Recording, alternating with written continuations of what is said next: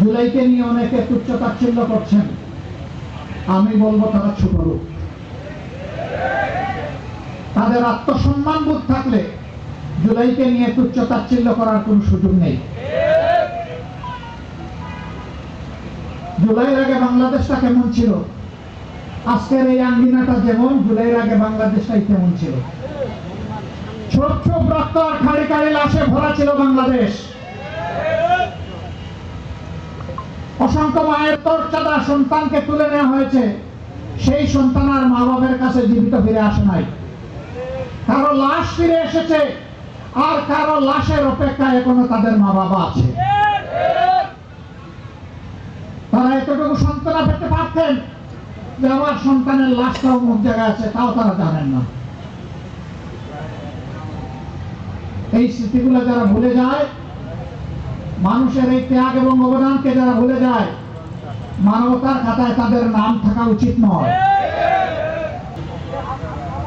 প্রিয় ছাত্র সুধী বন্ধুরা, 55টি বছর এক এক করে কেটে গেল স্বাধীনতার পর, এখনো আমরা হামাগুড়ি দিচ্ছি।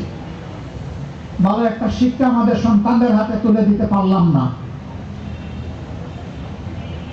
একটা সুশৃঙ্খল শান্তিপূর্ণ সমাজ এবং নিরাপত্তা আমরা জনগণকে দিতে পারলাম না। একটা টেকসই অর্থনীতি আমরা গড়ে তুলতে পারলাম না। রাষ্ট্রীয় কোনো প্রতিষ্ঠানকে আমরা মর্যাদায় অধিষ্ঠিত করতে পারলাম না। গরিব দুঃখী মেহনতি মানুষের কপালের ঘামের ফুটা আমরা দূর করতে পারলাম না। হাহাকার ক্লিষ্ট শ্রমিক সমাজের ন্যায্য পাওনাটা আমরা নিশ্চিত করতে পারলাম না। তাহলে আমরা পারলামটা কি? আমরা পেরেছি কানাডায় বেগমপাড়া গড়ে তুলতে পেরেছি।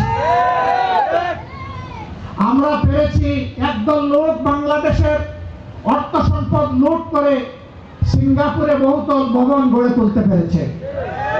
এই টাকা দুবাইকে ট্রান্সফার করা হয়েছে, চিলিতে ট্রান্সফার করা হয়েছে। ব্রিটেনে এক মন্ত্রী শুধু 750 বাড়ি। কত বড় জমিদার! সব বাংলাদেশের জনগণের চুরি করা টাকা